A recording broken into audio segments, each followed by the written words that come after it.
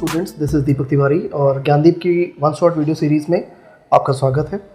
आज हम लोग जिस टॉपिक के बारे में डिस्कस करने वाले हैं बहुत ही इंपॉर्टेंट टॉपिक है, ध्यान रखिएगा। आज हम जो टॉपिक डिस्कस करेंगे उसका नाम है short run equilibrium and output.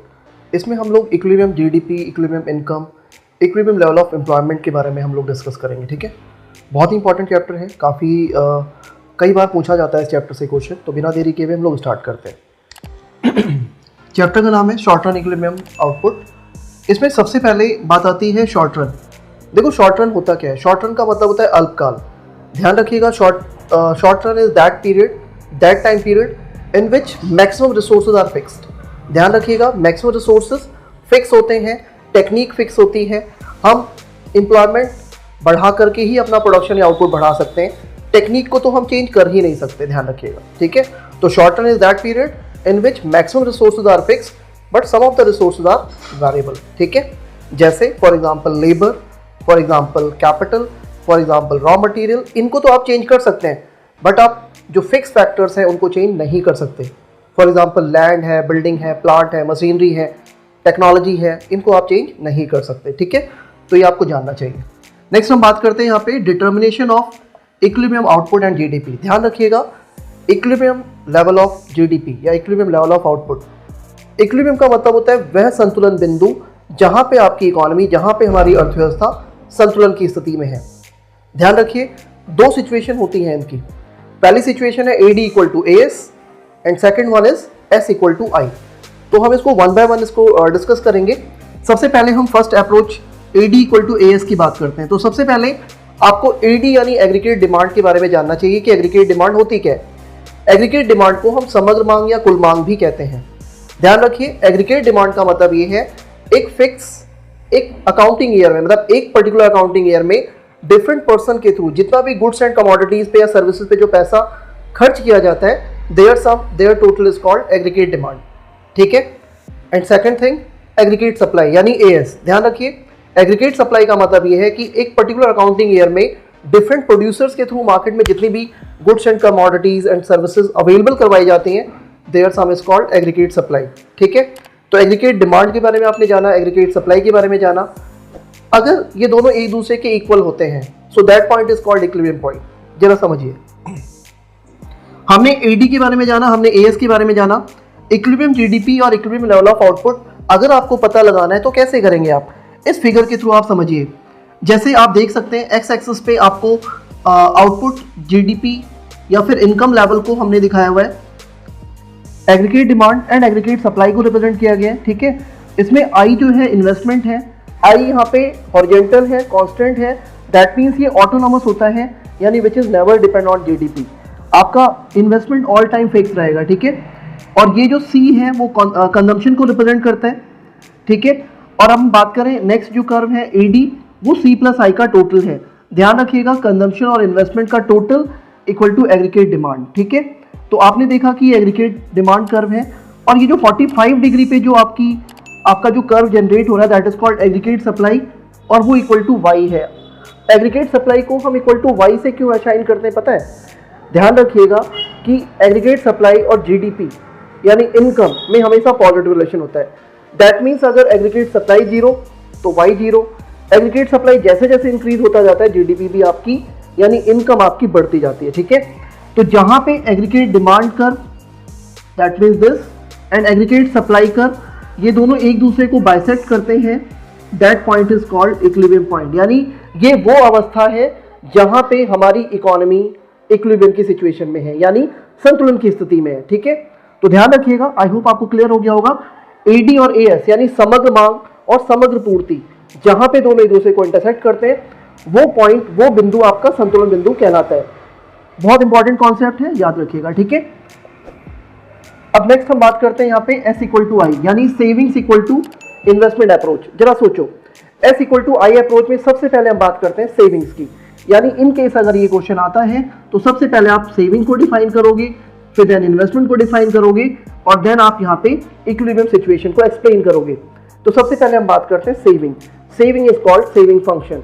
तो ध्यान रखिएगा, income and level of saving, their functional relation is called saving function. यानी इनकम में, जीडीपी में और सेविंग्स में जो भी फंक्शनल रिलेशन पाया जाता है, that is called saving function. और investment basically investment is autonomous term, यानी जो इन्वेस्टमेंट है वो आपका ऑटोनोमस होता है, ऑल टाइम फिक्स रहता है, यानी जीडीपी बढ़े या घटे बट आपकी इन्वेस्टमेंट ऑल टाइम फिक्स रहेगी, ठीक है। और हाँ, एक इकोनॉमी में S इक्वल टू आई, जहां पे सेविंग्स इक्वल टू इन्वेस्टमेंट होता है, यानी अगर मैं इस पॉइंट की बात करूं तो ये S इक्वल टू आई को इंडिकेट कर रहा है। फिगर से जरा समझते हैं, आप देख सकते हैं according to figure X axis पे जीडीपी आउटपुट या फिर इनकम को दिखाया गया है, जबकि वाई एक्सिस पे सेविंग और इन्वेस्टमेंट को दिखाया गया है। I for investment, I investment है, जबकि एस सेविंग्स को रिप्रेजेंट करती है। ध्यान रखिएगा, जो आपकी सेविंग्स है शुरू में वो नेगेटिव होती है, सेविंग्स स्टार्टिंग में नेगेटिव होती है। क्यों? क्योंकि जब आप कुछ भी अर्न नहीं करते हैं तो उस टाइम पे भी आपकी जो पहले से सेव किया हुआ पैसा है वही तो आप यूटिलाइज करते हैं, उसे ही तो आप इंट्रोड्यूस करते हैं, तो दैट मीन्स आपकी सेविंग्स क्या हो जाएगी? नेगेटिव। इस तरह से हमारी इकोनॉमी में भी savings first of all negative ही होती है, इसलिए नेगेटिव से स्टार्ट होगा। जैसे जैसे इनकम बढ़ेगी एक टाइम सिचुएशन आएगी कि हमारी ये नेगेटिविटी से हम पॉजिटिव की तरफ मूव करेंगे, और ये पॉइंट जहां पे इन्वेस्टमेंट और सेविंग दोनों एक दूसरे को बाइसेक्ट करते हैं, that point is called equilibrium point, यानी जहां पे ये दोनों एक दूसरे के बराबर होंगे वो अवस्था संतुलन की स्थिति कहलाती है। इससे पहले आप नेगेटिव सिचुएशन में हो, देन आप यहाँ पे पॉजिटिव हो जाते हैं, यानी जहां पे S इक्वल टू आई हुआ दैट मीन्स जितना पैसा सेविंग हुई उतना पैसा हमने इन्वेस्ट कर दिया, वो पॉइंट तो हमारा इक्विलिब्रियम पॉइंट होगा। और वहां पे हिट करने के बाद उसके बाद जैसे जैसे हमारी इनकम बढ़ती है, इकोनॉमी में जीडीपी बढ़ती है, उसको सेविंग को पॉजिटिविटी के रूप में दिखाया जाता है, और वो जो सेविंग होती है वो पॉजिटिव होती है, ठीक है। तो आपने यहाँ पे जाना कि जहां पे ये दोनों एक दूसरे के इक्वल होंगे that point is called equilibrium point. बहुत इंपॉर्टेंट है, ध्यान रखिएगा, ठीक है। अब हम एक नेक्स्ट टॉपिक जो टर्म डिस्कस करेंगे वो है शिफ्ट इन इक्विलिब्रियम। जरा सोचो, आप सोच के बताइए कि क्या हमारा इक्विलिब्रियम लेवल भी शिफ्ट होता है? तो हाँ, डेफिनेटली हमारा इक्विलिब्रियम लेवल शिफ्ट होता है। और ऐसा कब होगा? जरा सोचो, अगर हमारी इन्वेस्टमेंट जो भी हम ऑलरेडी इन्वेस्टमेंट करते हुए आए हैं, अगर हम उनमें some more additional investment add on कर देते हैं, यानी जितना भी आप इन्वेस्ट कर रहे हो अगर आप उसमें थोड़ा सा इन्वेस्टमेंट बढ़ा देते हैं तो डेफिनेटली आपकी एग्रीगेट डिमांड बढ़ जाएगी। और एग्रीगेट डिमांड बढ़ने का मतलब ये हुआ कि जो कर्व है वो हमारा अप साइड मूव करेगा, ठीक है। यानी अभी तक एडी इक्वल टू क्या होता था? C प्लस आई। अगर आप उसमें डेल्टा आई प्लस कर देते हो तो आपका एग्रीगेट डिमांड कर्व बढ़ेगा, दैट मीन्स इकोनॉमी में एग्रीगेट डिमांड बढ़ेगी और एग्रीगेट सप्लाई को वो अनदर टाइम एक बार और हिट करेगी, वो आपका न्यू इक्विलिब्रियम पॉइंट कहलाएगा। जरा समझते हैं फिगर से। जैसे आप यहाँ पे देख सकते हैं फिगर में एक्स एक्सिस पे इनकम और जीडीपी दिखाया हुआ है। ये जो 45 डिग्री से जो आपका कर्व जा रहा है वो AS यानी इक्वल टू वाई को दर्शाता है, और ये आपका AD है, इसे हम E से रिप्रेजेंट करते हैं, और ये E1। जैसे ही आप इसमें डेल्टा आई यानी सम मोर एडिशनल इन्वेस्टमेंट ऐड करते हैं तो C प्लस आई प्लस डेल्टा आई आपके AD डैश के रूप में रिप्रेजेंट किया गया है। दैट मीन्स एग्रीगेट डिमांड बढ़ेगा और अप साइड एक नया कर्व बनेगा AD डैश, और ये एग्रीगेट सप्लाई कर्व को E1 पॉइंट पे कट करता है। That point is called new equilibrium point. ध्यान रखिएगा। तो इसका इंपैक्ट ये है, अगर हम अपने एडिशनल इन्वेस्टमेंट को इंट्रोड्यूस करते हैं तो हमारी एग्रीगेट डिमांड बढ़ती है, और पहले हमारा इक्विलिब्रियम पॉइंट E होता था, अभी जो न्यू इक्विलिब्रियम पॉइंट होगा वो E1 होगा, ठीक है। तो यहाँ पे जाके हमने कुछ टॉपिक डिस्कस किए, ध्यान रखिएगा, बहुत इंपॉर्टेंट है।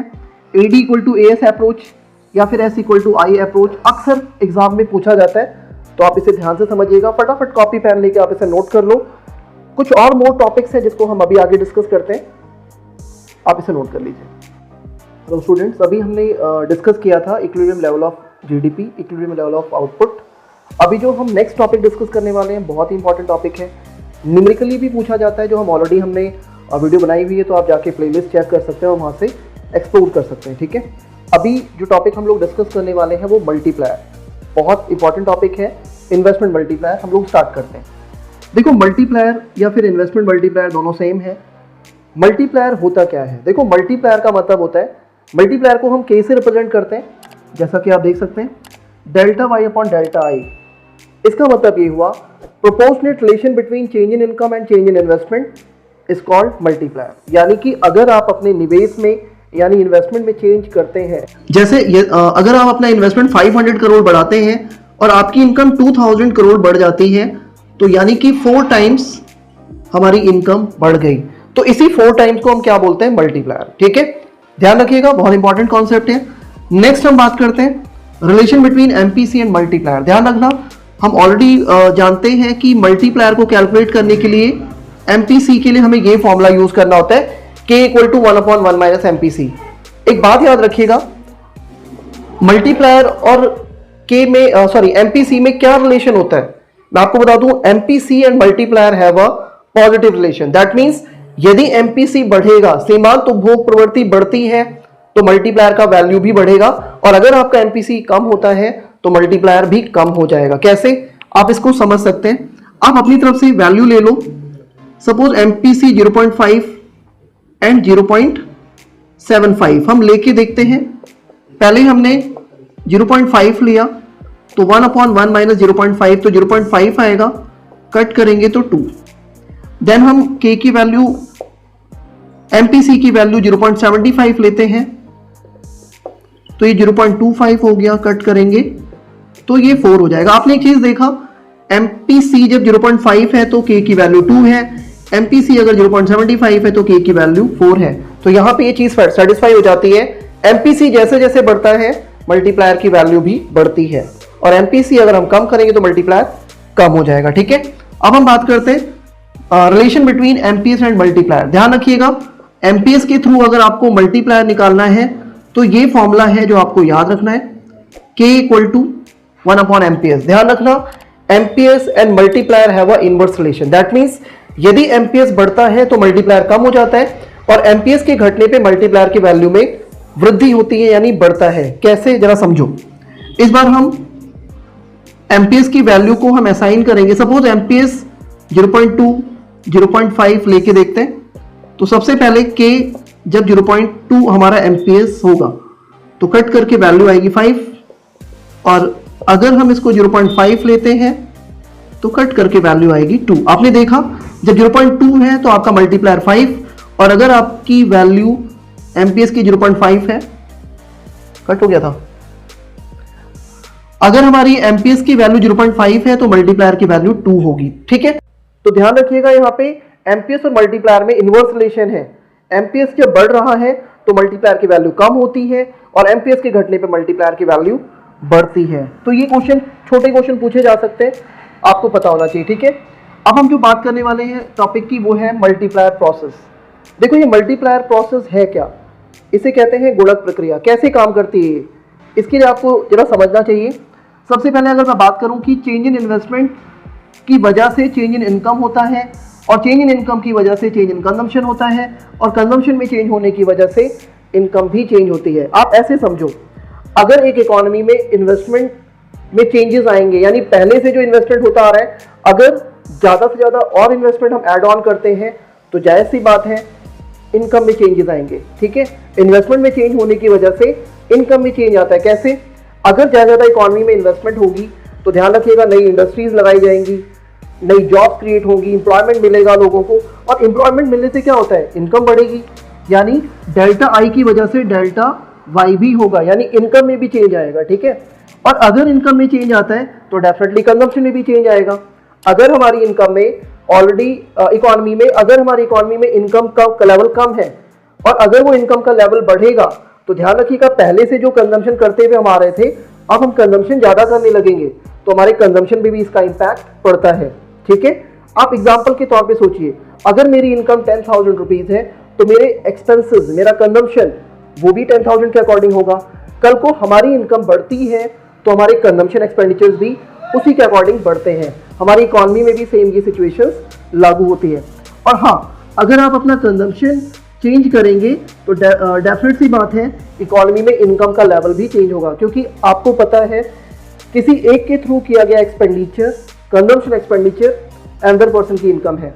अगर आप कुछ पैसा खर्च करते हैं तो वो किसी और की इनकम है, और अगर हम ज़्यादा से ज़्यादा हमारी इकोनॉमी में मोर एंड मोर अमाउंट खर्च किया जाएगा कंजम्पशन पे तो डेफिनेट सी बात है मार्केट में मनी का फ्लो बढ़ेगा और वो किसी और को इनकम जनरेट करने में मदद करेगा। तो ये प्रोसेस तब तक चलता जाता है जब तक आपका एमपीसी जीरो नहीं हो जाता, ध्यान रखिएगा। और जितना ज़्यादा एमपीसी की वैल्यू होगी उतना ज़्यादा मनी क्रिएशन होगा, उतना ज़्यादा इकोनॉमी में वेल्थ क्रिएशन होगा। तो आपको ध्यान रखना है कि मल्टीप्लायर प्रोसेस, दैट प्रोसेस ये तब तक चलता जाएगा जब तक एमपीसी की वैल्यू शून्य नहीं हो जाती है। ठीक है, तो ध्यान रखिएगा इस तरह से मल्टीप्लायर प्रोसेस काम करता है। अगेन एक बार देखते हैं, अगर इन्वेस्टमेंट में चेंज होगा तो इकोनॉमी में इनकम चेंज होती है, इनकम के चेंज होने के साथ साथ कंजम्पशन चेंज होगा, और कंजम्पशन में चेंज होने के साथ साथ इनकम तक एमपीसी की वैल्यू जीरो नहीं हो जाती, तब तक ये पूरा प्रोसेस काम करता रहता है। ठीक है, तो यहाँ पे जाके हमने ये चैप्टर फिनिश कर लिया है। आई होप आपको बहुत अच्छे से समझ में आया होगा। आप इसे नोट कर लीजिएगा और कॉपी पेन लेकर के आप इसे नोट करें। अगर आपको ये वीडियो पसंद आई है तो आप डेफिनेटली लाइक करें, चैनल को सब्सक्राइब करें अगर आप फर्स्ट टाइम हैं, और लोगों को भी रिकमेंड करें ताकि वो भी इस तरह की नॉलेज को एक्सप्लोर कर सकें। आज के लिए इतना ही। Thank you very much.